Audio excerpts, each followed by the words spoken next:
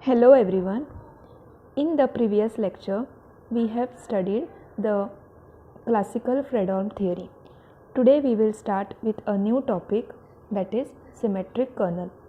In this topic, we will study various properties of the eigenfunctions and the eigenvalues corresponding to the symmetric kernel, and we will also study a method to solve the Fredholm integral equation having a symmetric kernel.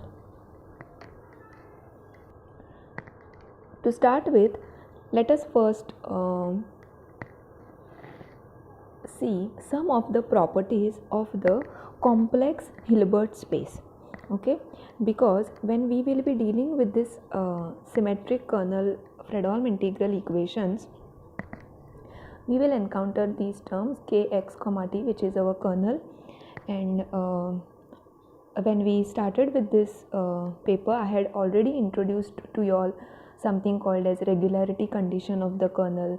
Then when we deal with the functions f of x and all, those functions should be integrable. Then we have also defined one particular inner product for these functions, then the norm for these functions. So let us quickly take a look at that.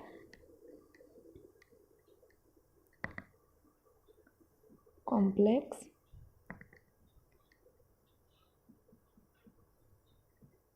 Hilbert space L2 AB. Okay, you all must be already knowing what is a Hilbert space. Okay, so now let H be a set of complex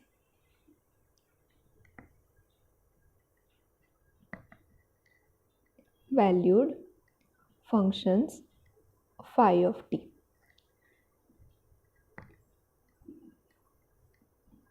Defined in interval AB. Okay, such that integral mod of phi of t square dt is less than infinity. Okay, that means this integral is finite. Okay, it is not infinite. So let H be a set of all those functions such that for those functions this quantity is finite. Then this set H is called as a complex Hilbert space if it satisfies certain properties. Okay, like for example, this inner product of x comma x is greater than or equal to 0. Okay, first we'll define. So on that set, the inner product is defined as phi comma xi. Let phi and xi be the two functions. Then the inner product is defined as integral phi of t into xi star of t dt, where xi star of t denotes the complex conjugate of the function xi of t. Now, then H is a linear and complex Hilbert space which is denoted by the symbol L2AB. Okay, so if we define this function with this definition, then it satisfies all the inner product properties, and then this becomes the inner product space. And then there are some additional conditions which are not of much use to us, so I will not list them out. So along with those conditions, then this H becomes the complex Hilbert space, and it is called as L2AB. So once we have this inner product, the norm can be defined. And what is norm? Norm is nothing but square root of inner product of function with itself. Okay, So that is equal to norm of phi. This will be equal to integral phi of t, phi star of t dt. Okay, so this into complex conjugate. Now by using the complex property, we can say that this is mod square, number into its conjugate. So it is mod square dt. So it is this norm is square root of inner product. So this is the inner product, square root of that is raised to half. Okay, so norm of phi is defined as this.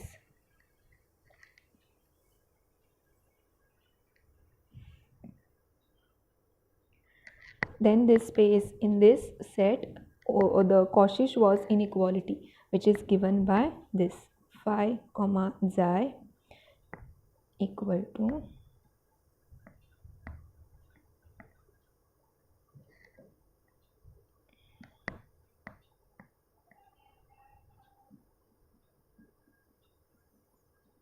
Cauchy-Schwarz inequality, then the Minkowski's inequality. All those properties, all those inequalities will be can be proved by using these definitions of the inner product and the norm. Now what we will need here is, we will use one new notation called k phi. Okay, where k phi is defined as integral k s comma t phi of t dt. Okay, so this operator will be called as k. So k phi means integral from, this integral will be from a to b. Okay, k s comma t phi of t dt. Now this is the operator k, and the adjoint operator for this k is defined as k star of xi, that will be k star t comma s xi of t dt. Okay, so you can clearly see here operator k phi is defined as this, that is k s comma t phi of t dt. Integration is with respect to t, whereas the adjoint operator is defined as k star xi, where it is k star t comma s xi of t dt. Integration is with respect to this t. Okay, so and star denotes the complex conjugate. Okay, now this operator and its adjoint operator, they satisfy one nice property, which is given as, suppose we have k phi, inner product of k phi with xi, that is equal to inner product of phi and k star xi. Okay, I think maybe in your functional analysis paper you all might have come across this operator and adjoint operator, then in Hilbert space what are the properties and all. Okay, so let us quickly see how do we prove this. K phi comma xi will be what? It will be, it is the inner product of this and this. Okay, so what is the definition of inner product? It is integral this function as it is. Okay, see here, this function as it is and the complex conjugate of this function. So this function as it is we will write, and complex conjugate of this. So complex conjugate of this will be what? Xi star of s. Okay, and this I will write it as it is. So what is k phi? K phi is integral of k s comma t phi of t dt. Okay, it is k phi into complex conjugate of this, integration with respect to s. Now for this we can do the interchange. I will take this inside and this outside. So that will be phi of t integral k s comma t xi star of s ds, this is dt. Okay,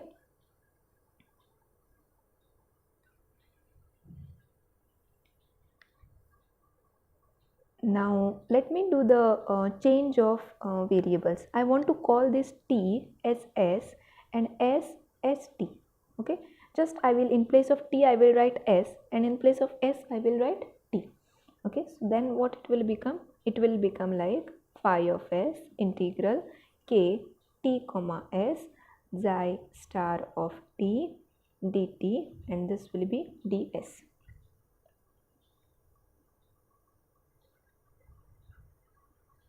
If you observe, this is k t comma s xi star of t dt. If you observe only this, it can be thought of as inner product of this k and xi, because k t comma s is there into complex conjugate of this. Okay, now it satisfies all the inner product properties. This definition satisfies all the inner product properties. So by using that, I can write this as xi k conjugate. This will be equal to this. Okay, so in that way it will be equal to xi of t into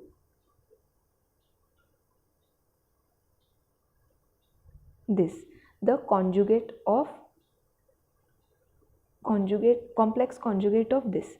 So what will be the complex conjugate of this? It will be star, this function star, okay, into dt. So this is nothing but xi comma k, but we want its conjugate, so conjugate of this, so that is ds, and this will remain as phi of s.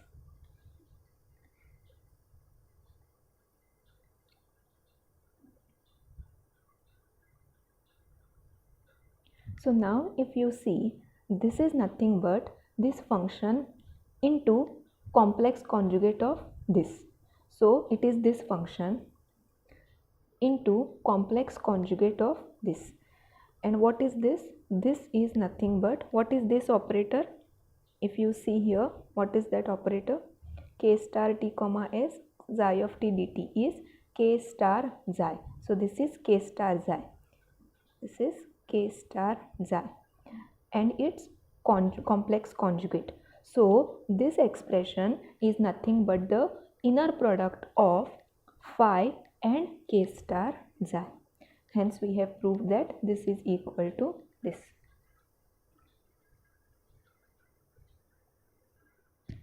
Now having proved that property, now let us state the first property of symmetric kernel. If a kernel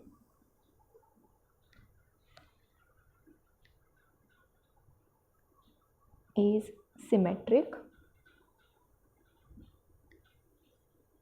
then all its iterated kernels are also symmetric. Okay, let us first look at the definition of symmetric kernel. Kernel kx comma t is called symmetric if kx comma t is equal to kt comma x star. Okay, or we used to write it as kt comma x bar. Okay, complex conjugate. Now what happens is, suppose if kx comma t is a real kernel, that means it doesn't have the imaginary part, then what happens to this definition? Kx comma t will be equal to k t comma x and the complex conjugate of that. But because it is real, this complex conjugate of this term will be nothing but that same term only. Okay, and hence we get that kx comma t is equal to kt comma x. that is if kx comma t is a real kernel. Okay, so this is a definition of symmetric kernel. So what this property says is, if kernel is symmetric, then all its iterated kernels are also symmetric. Iterated kernels means k1, k2, k3. We have already seen the definitions of that in the successive approximation method. Okay. So we will prove the result by induction.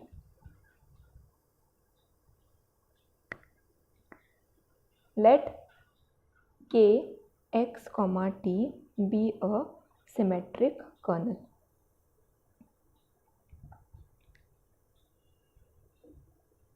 Then k1 x comma t is nothing but kx comma t by the definition of the iterated kernels. Okay, and kx comma t is already a symmetric kernel. Therefore, k1 x comma t is a symmetric kernel. Then let for n equal to m, km x comma t be a symmetric kernel. That is the induction hypothesis. What is the meaning of this? That means km x comma t is equal to km t comma x bar. Okay. Now to prove that km plus 1 x comma t is equal to km plus 1 t comma x bar. That is, we want to prove that km plus 1 xt is a symmetric kernel.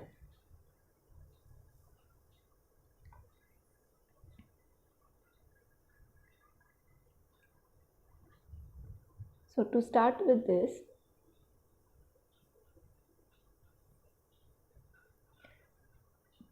let us first see km plus 1 x comma t is nothing but integral from a to b k x comma s k m s comma t ds. Okay.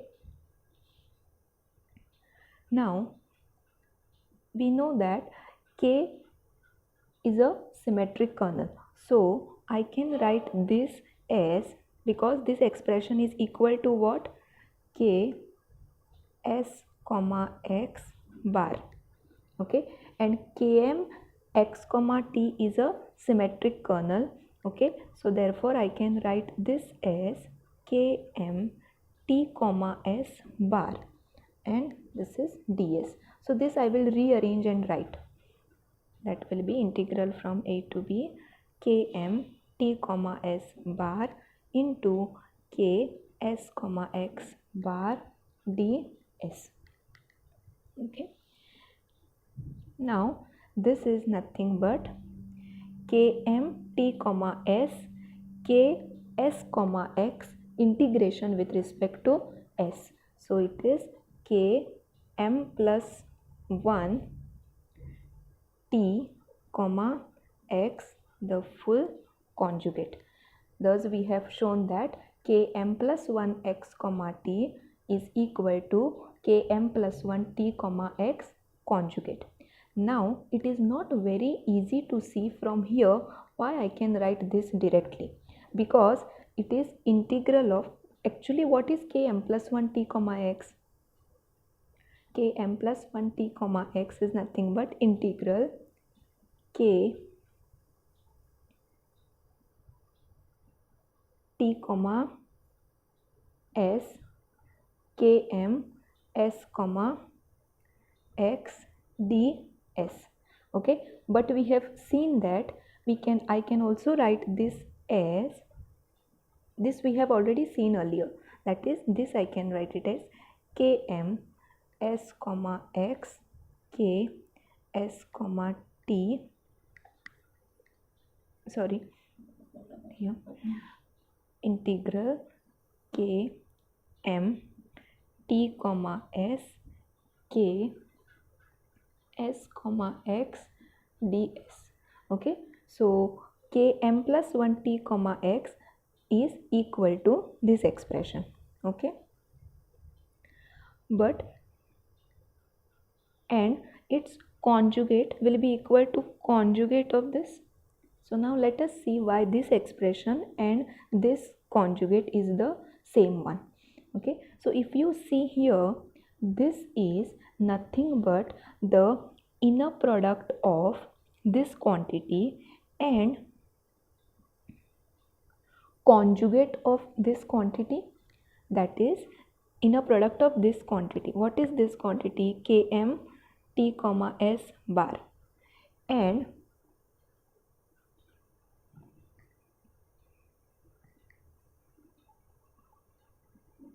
because how do we write the inner product of these two terms?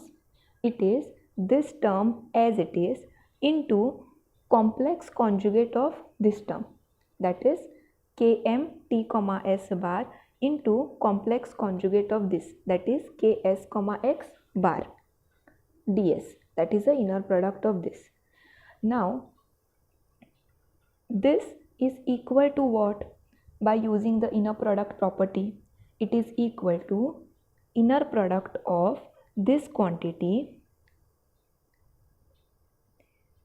and this quantity, the full conjugate. Okay, because if you remember, this is a inner product property, no? Inner product of Fg is equal to inner product of Gf bar. Okay, so it is this quantity inner product with this, the full conjugate.